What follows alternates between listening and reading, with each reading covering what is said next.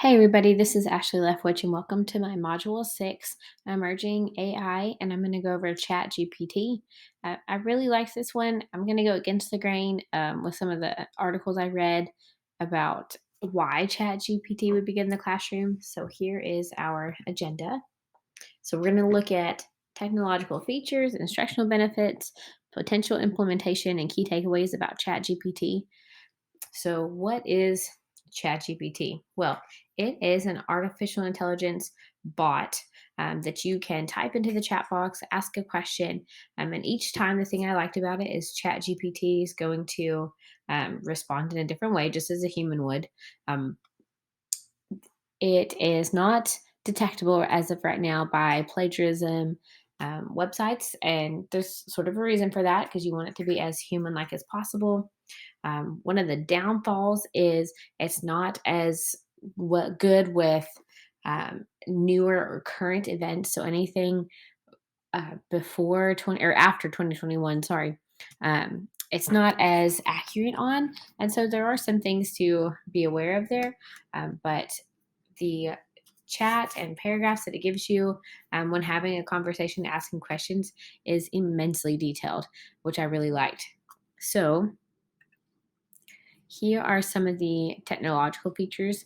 It is textual content, so you type into a chat box and ask it a question. It's going to go over the answer with you, and it's going to be just like having a conversation.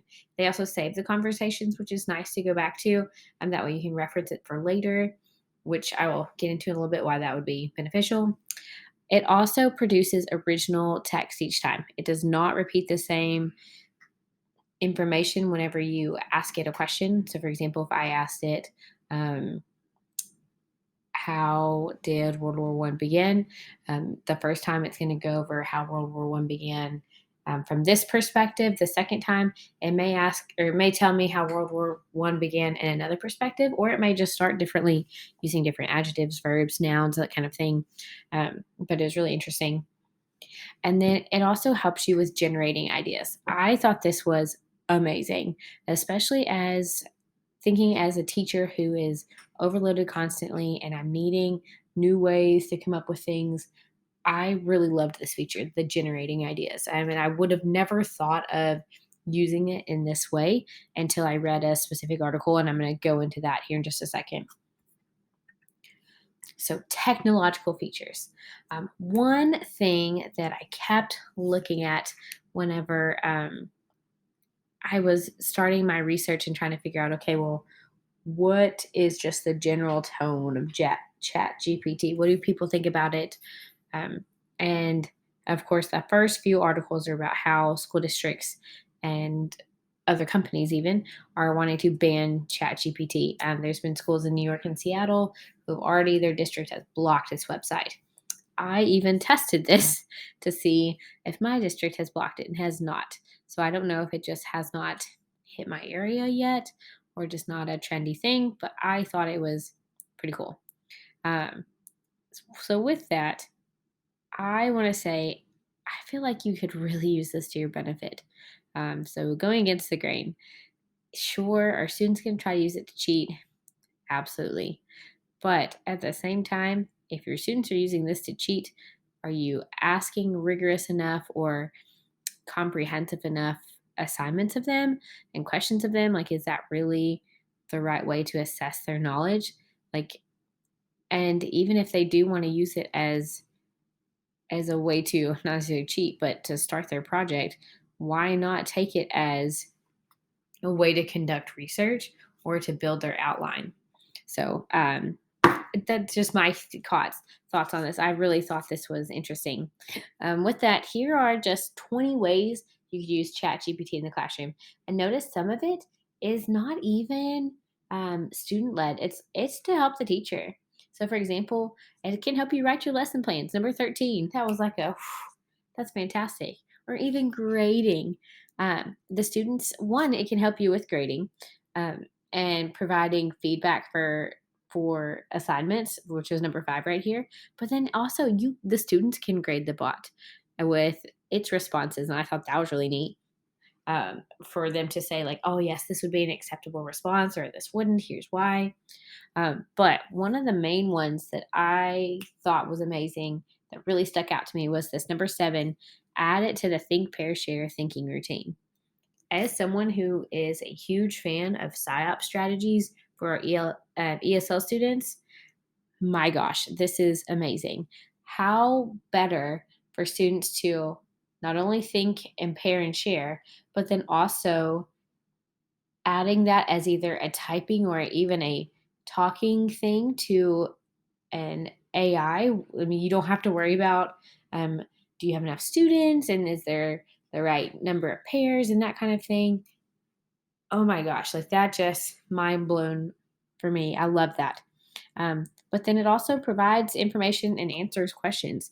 So if students are doing research on something, like, let me kick it back to my social studies teacher time, when students were doing research on things like the Industrial Revolution. So something that I was familiar with for the most part, but I wasn't as versed in as I was with, say, World War II or the Civil War or the American Revolution. Uh, that would be a great tool for students to dig deeper into a topic that they were interested in, without them always being dependent on me. They're leading their own learning. But then I also thought it was interesting to use it as a way to generate prompts and questions to facilitate discussions. We're always pushing for students to have in depth, meaningful, academic vocabulary filled discussions. And how better to generate some of these prompts and questions than to use an AI, and take some of that stress off of us as teachers. So, here is an example of what this looks like. So, this week, I am working on data graphs in fifth grade math, and we've been talking about bar graphs, dot plots, scatter plots, stem and leaf plots. And one of the things we have to discuss with the students is comparing and contrasting different graphs and plots, and how the data, even though the data is the same, why is the visual representation or delivery different? And so I asked this question, and here's just a snippet. I mean, I'm telling you, a small snippet of what it generated. Um, I thought this was so interesting, that it did this. And if you notice on the side here, I asked it another question about applying Pythagorean theorem, and it kept it to the side there, and it auto generated a title.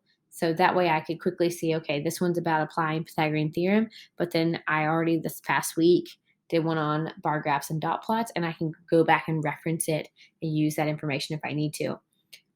So from a business standpoint, so take out the K-12 classroom standpoint, um, this could really be a great tool to organize your day. It could almost be like a virtual assistant.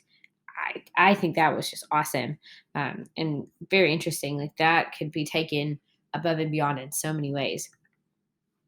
So again, let this be a database of new content for students, new ways to think of asking questions and generating questions for students, and then also for students to critique the AI. Like, how fun would it be as a kid to stump the bot? They would have so much fun. But also, since there's such this pushback of, well, it's going to be used for cheating, why not let them use it to conduct research and create their outlines? And then they close the computer and they handwrite it. And sure, could they go back and type it up later? Absolutely. But teach them the way to use it as a tool and not just a tool of harm. Um, we don't want to shut students out from these, programs, from these resources, because it is the way of the future. Whether we like it or not, this is the direction it's going. So we can't just say no and hold up a crucifix, like it's a vampire, and say, no, get away from me, with onions and olives and all, whatever, all those things, garlic, sorry. Um, we've got to welcome it with open arms and get our students used to this, because if not, once they get into the world outside of, our K-12 classrooms, they're going to be exposed to it anyways, and they're not going to have the background knowledge to interact, or they're going to be thrown for a loop. And we don't want that either. But then also take some off of us teachers. Like, stop being the superheroes, which we can be and we are, but take some stress off and use it as a grading tool for analyzing student work or for generating ideas for discussion. Um, you know, if you've got a tool, don't reinvent the wheel. So my key takeaways with all of that, and I've said a lot of them as we go on. One, I don't think this should be banned in classrooms. Absolutely not. I definitely 100% think you're going to have to teach students how to use it in a meaningful and impactful way, or they are going to try to cheat with it. But if you're using it consistently in the classroom and you set the expectations, absolutely use it to your advantage. Also, teachers need to use it to their advantage. We are not these Superman driven superhumans. We're going to burn out eventually. And that's why we see this teacher shortage. So, why not use this tool, this resource to our advantage and let it help us with things like grading, with generating ideas, using it as a facilitator, letting students use it as an extra resource on a topic that it is okay to admit we don't know everything about. I'm really interested to see how the public continues to take this. I'm excited to start using this in my classroom, and I'm actually really disappointed that I didn't know about this sooner. But I think it's going to be a great resource. I hope you enjoyed my input on ChatGPT and how it can affect the classrooms. These were some of the topics and articles I use. I really like this one about from the New York Times. It was really interesting. But of course, ChatGPT and their help and facts section was really my main source there. They are just fantastic and very detailed. All right, guys, have a great week. Thank you.